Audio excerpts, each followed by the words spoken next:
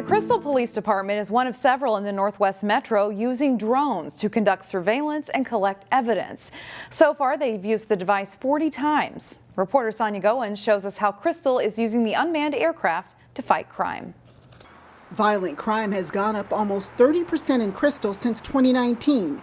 Police now have some high-tech tools to fight crime. So this is the Mavic 2. It's our original drone that we got. The Crystal Drone Department started in 2020 with 6 certified FAA pilots. Detective Matthew Wright. We're looking to kind of integrate more and more technology into modern policing. I mean, overall, it's been very reliable. And Jonathan Welkes both have their licenses. One of the nice things that we can use it for is like missing persons or fleeing suspects who have fled on foot. The department has 2 drones, a smaller version that is used indoors.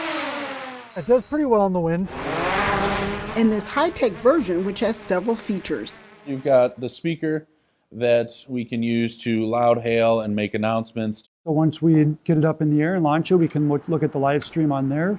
Now their main drone has 2 cameras, one with high definition and then the other one with thermal capabilities. The thermal can do a very good job of weeding through things and picking people out.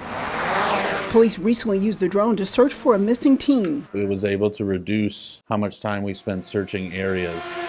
Crystal Police say the program is successful, cutting down on time and saving lives. The fact that we can get this up in the air in a matter of minutes and deployed to start searching can certainly save lives and keep people safer and keep officers safer. In Crystal, Sonia Goins, CCX News. It's a story of courage and determination in the face of a terrible tragedy. If you live in Robbinsdale, you might remember the story of a man going missing while on vacation in a remote Mexican village. His wife and a friend have now written a book about the ordeal.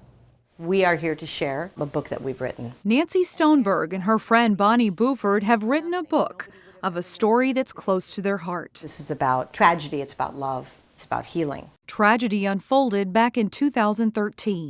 A Robbinsdale father of 3 has gone missing while on vacation in Mexico.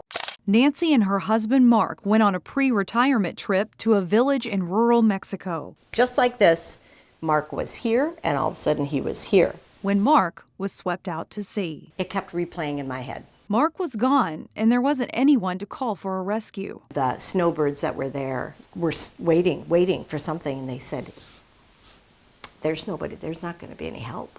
There's no resources here. They're waiting for him to wash ashore. If anyone can live in the water and float in the water, it'd be him.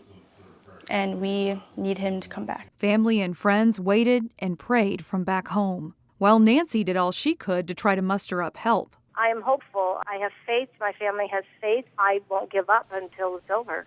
In your heart and your soul, when it goes from, I want him and I need him back, and I want him alive, when the prayer turns into I just need him back, because we need to know, because we have to bring him home. It's horrible. 5 long days later, Mark's body was located, and Nancy brought him home to Robbinsdale. So this was Mark's truck, 40 years with a power company. A caravan of trucks and loved ones were at his funeral, and Nancy's grief was numbing. Why? Why, Mark? And I said, why not? Why is it that we think that bad things aren't going to happen to good people? Nancy credits her friend Bonnie, I brought my little tape recorder and happened to have a whole bunch of cassette tapes, who promised Nancy that she'd help write the story and help Nancy heal. That was my promise to her, and I'm a woman of my word.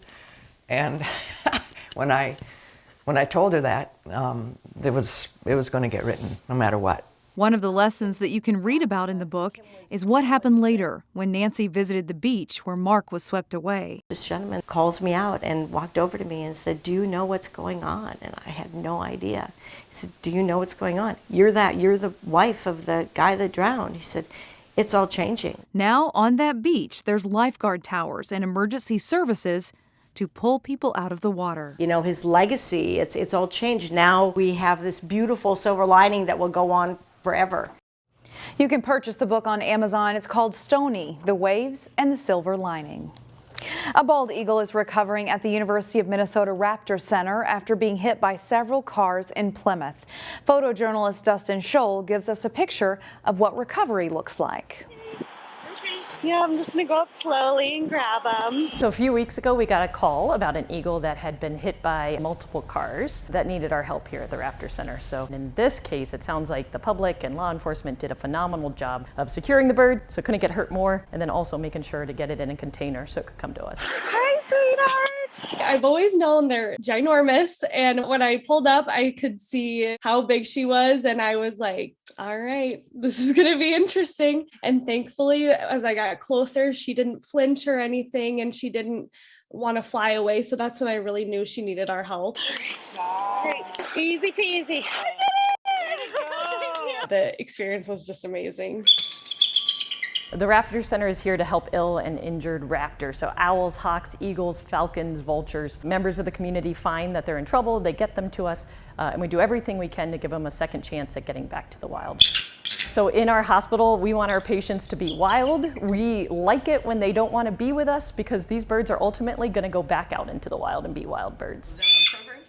This patient is the epitome of a big, bold, wild female eagle. We know there had been trauma on this bird, so it gets blood work, it got x-rays, it got fluids, pain medication support immediately. She fortunately didn't have any broken bones, but she had a lot of internal trauma to her body, which we've been treating with rest and pain control and things like that. But everything's going in the right direction, and we're very thrilled with how she's doing. This is one tough bald eagle, and we're so excited with how she's doing, and we're going to be very excited to watch her fly away from us back to the wild.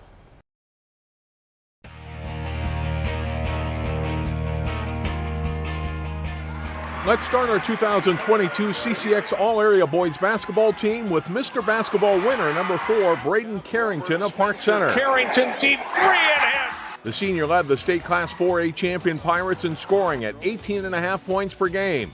Carrington was All-State and first-team All-Metro. To the basket and one. Our deep and talented backcourt continues with Totino Grace's number 11, Hasten Chapman.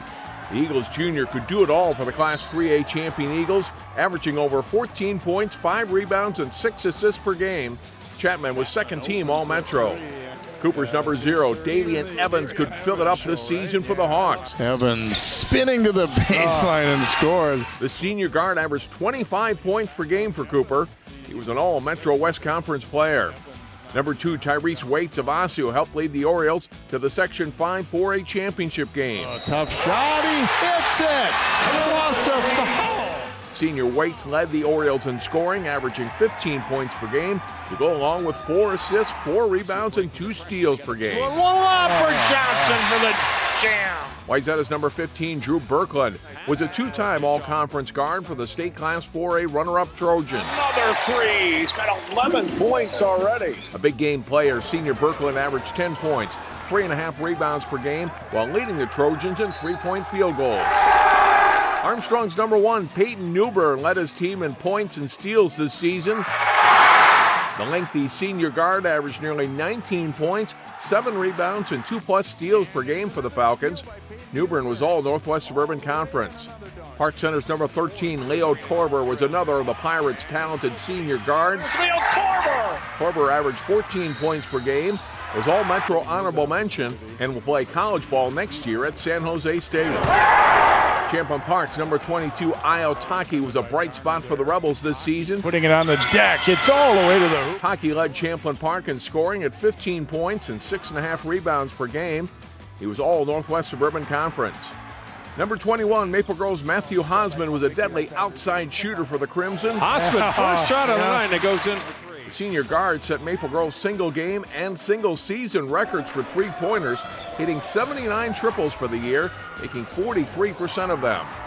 Padale St. Margaret's number 2, Ryan Warren, led the Red Knights in scoring, averaging 15 points a game. He hits a 3 from the other side. The All-Metro West Conference selection and academic All-State player was Benild's MVP. Park Center's number 5, Cody Pennebaker, finished strong in a good senior year for the Pirates guard. Pennebaker averaged 14 points per game for the 31-1 Pirates. He was all Northwest Suburban Conference. Hopkins number 4, C.J. O'Hara, led the 18-10 Royals in scoring, averaging nearly 19 points a game this season. O'Hara was one of the top guards in the Lake Conference. Our big men are led by Totino Grace senior Damarian Watson. The Iowa State signee averaged 16 points, 8 rebounds, and 4 blocks per game for the state champion Eagles. Watson was All-State and first-team All-Metro. Whitehead's number 32, Carter Bjerke, finished his high school career with a terrific senior season. The 6'9" post averaged 17 points and 9 rebounds per game. Bjerke was a 3-time All-Lake Conference pick. Will play next year at the University of St. Thomas. Maranatha Christian Academy senior number 23, Jeremiah Lavelle, was the top scorer for a Mustangs team that finished as Section 5AA runner-up. Lavelle averaged just over 20 points per game and nearly 25 a game in the section playoffs. Hopkins number 2, Elvis Najee, was second on the team in scoring while leading the Royals in rebounds. Najee with a steal. Look out! An explosive leaper, Najee was All-Lake Conference as a senior. Osseo's number 4, Isaiah Johnson, is a fast-rising sophomore. The 6'5" forward averaged 13 points and 6 rebounds a game for the 22-7 Orioles. It's a deep and talented group, the 2022 CCX Sports All-Area Boys Basketball Team. And these players enjoyed good seasons as well. Here are the honorable mention selections for 2022.